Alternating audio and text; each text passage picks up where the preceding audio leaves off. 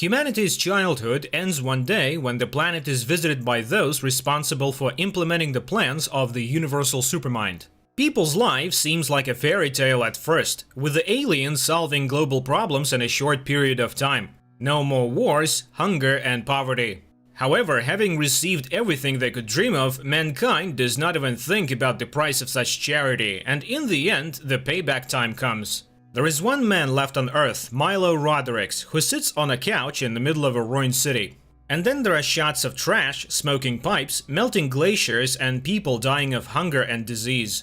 New York City, 2016. A kid in a wheelchair, Milo, draws spaceships. At this time, a small plane flies over Ricky Stormgrant's farm before suddenly hovering in the air and slowly sinking into the corn. All the people on Earth lose communication. Right in the middle of the city, the airliner gently lowers and lands. And over the main cities of the world, a huge flying ship hovering over the people, scaring them. TV goes on, reports of all the troops of the world being put on alert, causing panic, and the media mogul Wainwright suggests a takeover of the planet. But no one tries to make contact with the humans on Earth. Suddenly, a deceased loved one appears to each person and, introducing himself by the Corellan name, announces that the purpose of his arrival is to help humanity. They have come a long way to make people forget about wars, famine, and inequality. And the process of humanity's golden age has already begun. Listening to this address, Wainwright gives the newcomers a name, Overlords. A wave of change and wars ending rolls around the world. One day, Ricky is visited by his girlfriend, Ellie. She has seen her dead father, but the man withholds that he saw his dead wife, Annabelle. There are reports going to the government to stop the wars in the Congo, Sudan, and Korea. And where the warnings are not understood, a solar eclipse occurs, after which the inhabitants all join together in round, dancing and singing hymns. Looking at this, Wainwright remembers his father, who was very concerned about the peace of his pigs, so they went to the slaughterhouse happy. Meanwhile, Ricky comes to a community meeting and reassures the public, if this is an invasion, it's going well for the people of the Earth. In the evening, all the electrical appliances in their house suddenly turn on. The house begins to shake, and then it literally goes to pieces, with bright lights blaring in the yard. Ricky goes out into the yard, sees the flying module, and asks that his house be left alone. The structure immediately comes together, and the door opens in the module, inviting the man in. At this time, the military cordons off the area over which the spaceship is hovering, but many sick and crippled people try to make their way to it. Ricky finds himself in the honeymoon suite of the Four Seasons Hotel, where he and Annabelle spend their first days after the wedding. Carol Ann Voice explains, people were on the threshold of discovering interstellar travel, but the stars aren't for humans. The aliens need a liaison between overlords and the Earth, and Ricky is the best match. Carol Ann can't show his face yet, because humans aren't ready for it, and then he gives Ricky a gift.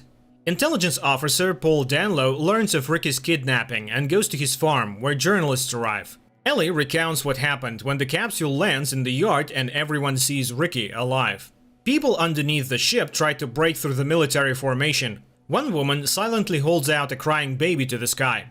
Danlow asks Ricky to give back the object he received from the alien, but in Paul's hands it goes off. The baby in the woman's arms stops crying, and terrible red spots come off his face.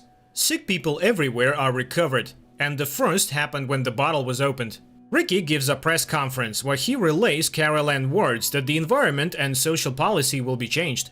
Answering a question, what does the alien ship look like from the inside, Ricky makes a joke, like a Four Seasons hotel room. Ellie hears this, and when the man comes home, she says she understands. Annabelle came to see him, but she's always there for him.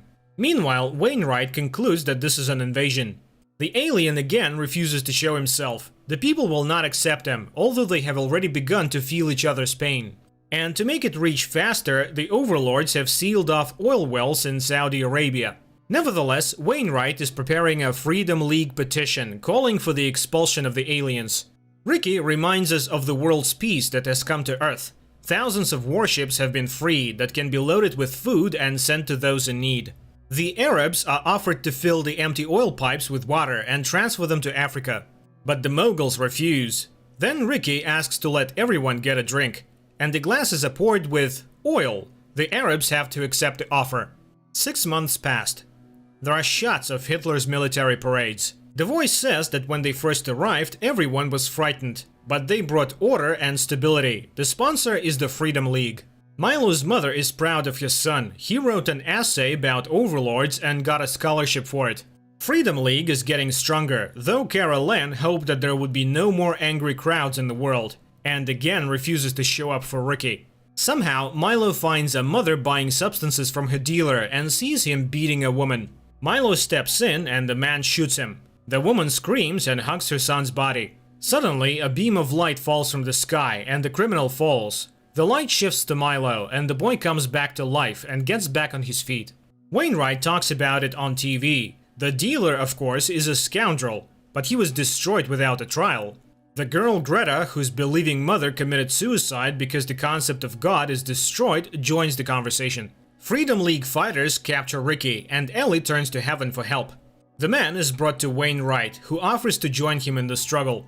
This whole conversation is broadcast all over the world, unbeknownst to the tycoon. And he says, "Let the world be destroyed by man, then thrive under the alien domination." Ricky refuses, and Wainwright orders the shooting. Suddenly, time stands still. A door opens before Ricky, behind which Annabelle awaits him. The man leaves and finds himself not far from his home. In the morning, Ellie puts a camera in Ricky's pocket. He must see the real Carol Ann. And he confesses that he wanted the world to see the real face of the League, which is ready even to kill for the sake of profit.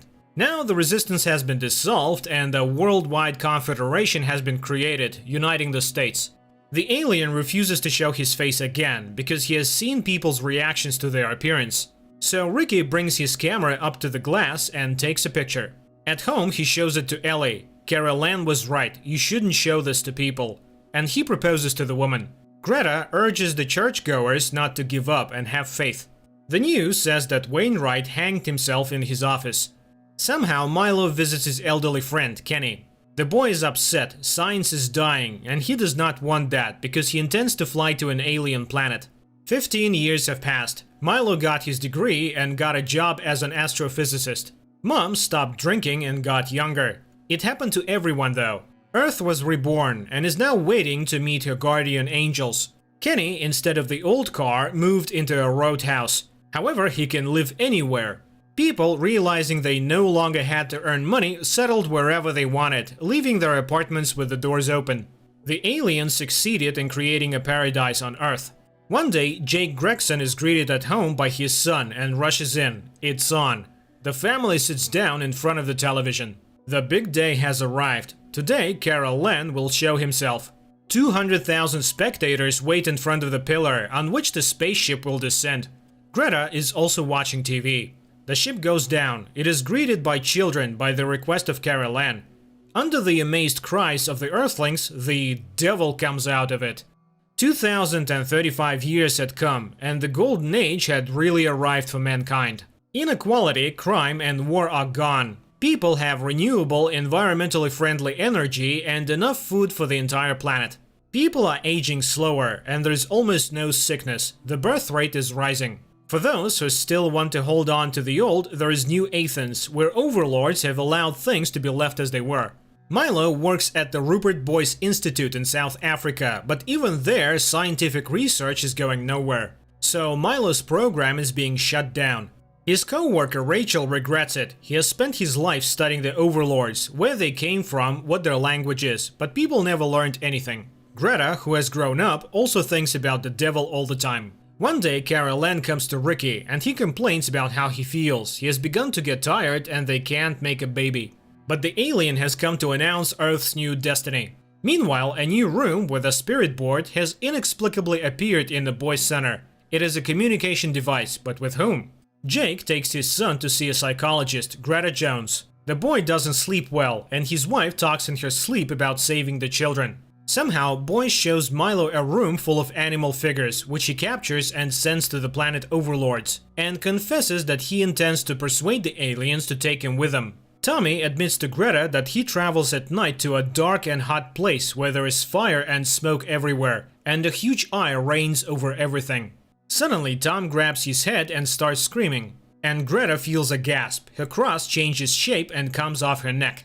There is silence, and Tom tells his mother that everything is alright, the baby is no longer crying. The woman is stunned, but she's not pregnant. Meanwhile, Ricky is given a terrible diagnosis. This is what Carol Ann was talking about. He has been poisoned by some substance present in the shell of the ship.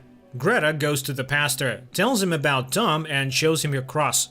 And Milo says that the aliens look like demons because they have been to Earth before and people have seen them. Greta shows an illustration of hell. Tom describes the location of the visit as just that. It turns out that the overlords are hell breathers, destroying humanity's last stronghold, faith. 4 months later, the Gregsons learn that they are having a daughter. Amy comes up with a name for the baby girl, while Tom tells her father his sister's name, Jennifer. The man hears confirmation from his wife, but she just picked that name, and Tom couldn't possibly have known it. In the evening, Jake suggests that his wife fly to New Athens and remember the good things of her past life. Dr. Boyce requires Gregson's family to be brought in. At this time, Greta sees a report about Ricky's illness and goes to his farm. Jake receives a personal invitation from Boyce to negotiate the construction of a golf course. At the reception, Boyce meets the Gregsons' family. Jake meets Milo and he informs him that the center is closing. Then why was the planner actually invited? He tells his wife and goes looking for his son. At this point, Carol Ann reminds him that although people have lost the need for research, they have something to be proud of. Later, the alien invites Amy into a room with a chalkboard, and there asks her to put her hand on the disc. That way he can talk to the one inside her. He urges the child to open up to him. A strong beam of light bursts out of the building and hits the sky. Tom refuses to go with his father and runs away. Jake sees his son climb the high platform and jump down. Amy faints. Carol Ann is pleased. She has accepted and understood. Now it's time to move on. Tom hovers half a meter from Earth and marvels at Jennifer's strength. Looking at the light pillars, Milo realizes that this is the alphabet, where each letter is associated with a particular constellation, which means he has found the home of the overlords. Rachel kisses him. The alien brings Ricky his medicine. Then he apologizes to Ellie, but Greta enters and accuses the alien of lying. Carol Ann confesses they are barren because of him. Ellie grabs the gun, but Ricky convinces her to put the barrel down. The Guardian says that the day is coming when those who have children will be very badly off. Greta shoots the alien. He falls, and Ricky injects him with a drug obtained for himself. Carol Ann regains consciousness. Returning home, Greta looks at a photograph of her mother and suddenly hears her voice. Turning around, she sees a woman and goes out the window. Amy gives birth to a baby girl. 4 years have passed. Jennifer is playing in her room. Milo reflects on the new age children who eat healthy foods and are stress-free. People are evolving, but into what? One day, a boy who moves objects easily is brought to him for an appointment. Ricky is getting worse, even the alien drugs don't help. Carol Ann informs him that the last stage has begun. He's the father of 24 children, so he understands the horror waiting for people. One day, Rachel sees a girl with her arm outstretched upward and calling out for Jennifer. And this is happening all over the world. And Jason notices children standing outside his house. Milo shares with Rachel the discovery that all the children are connected to Jennifer. Tom reveals that his little sister takes him to different worlds, even to places the overlords have never been to. Jake tries to kick the children out of his yard, but is stopped by the sheer number of them.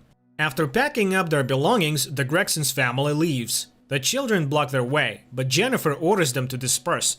But in New Athens, all the children they meet keep their eyes on Jennifer. The Gregsons are greeted by Mayor Jerry Holcross and shown around the city. There is culture here, they even make movies. Jennifer suddenly says a cryptic phrase about red numbers that will end everything.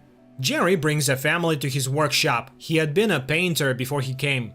And he talks about his dead daughter, who has been treated with earthly medicines. Meanwhile, Ellie makes a collage of photos from before the Advent. She and Ricky had a pretty good life. Amy lets Milo talk to Jennifer. He is convinced the girl is the conduit of power to which everything in the world is drawn, and asks to look in the mirror. She shows him a picture of a fiery mountain, and the mirror shatters. Milo is convinced he needs to go to the Overlord's planet to prevent Earth's destruction, and asks Rachel to send him along with the animals. She asks Milo not to leave, but he has calculated everything. It will take only 100 days to do everything. The girl recalculates. At space speed, that's 80 years. Ricky is getting worse. He's in pain and calls for Annabelle. Ellie responds to her name. Rachel and Milo are testing animal carrier bags. The man shows the drugs he takes with him: adrenaline, steroids, and vitamins. She then packs Milo in a squid bag. He asks her, if he does not return, to go to the orbital station and lie in anabiosis. The ship takes off. That night, Ricky goes out into the yard and falls on the grass. He confesses his love to Ellie, and she lies down next to him. They look at the constellations. Then Ricky dies. The Gregson's family is watching an old movie, but suddenly Carol Ann appears on the screen and proclaims that a great mind has told them to watch over humanity's transition to a higher level of consciousness. No more children will be born on Earth. The adults are left to live out their lives in peace, paving the way for a new species. Jennifer takes to the sky, and all the children around the world rush after her. The inconsolable parents cry out in the pain of separation. Amy and Jason ask Tom to stay, while Jerry turns on the bomb. The red numbers start counting down. The Gregsons come to the church too. Tommy says goodbye, he has to go too. There is an explosion. The girl stands on top of the mountain. Energy swirls gather around her and take off into the sky. Milo comes to and sees the Overlord. He shows him his world. 40 years have passed on Earth. Everything that has happened was long ago planned by a world-changing superintelligence. The Pillar of Fire is the connection to him. Milo then hears voices. It is a unified consciousness. The children are God, evolving into one mind. A multitude of Rachel appears before Milo, and he comes to his senses. He has to come back. A man wakes up in front of a screen with his Earth on it. 85 years have passed. The space station is dead long ago. He is shown Rachel's frozen body. Milo tears the locket and Rachel is shattered into 1,000 pieces. He realizes that he is the last living person on Earth. Carol Ann confirms that this is the fate of many worlds. They too have reached the highest point of their development. Their children will go where the super rulers have no access. Milo asks to be sent to Earth, so he sits in the middle of a ruined city on an old couch and asks the Guardians not to forget about his planet. Jennifer, standing on the mountain, pulls energy from everywhere. Milo asks to save at least something from Earth's culture. The planet explodes. The overlords fly away, leaving a tune for anyone passing by to hear. This is where the series ends. The series isn't bad itself. However, there is still not enough to capture the depth that lies in Arthur Clarke's short-format book. Therefore, let's read the written works, because the human imagination repeatedly surpasses the most advanced features of cinema.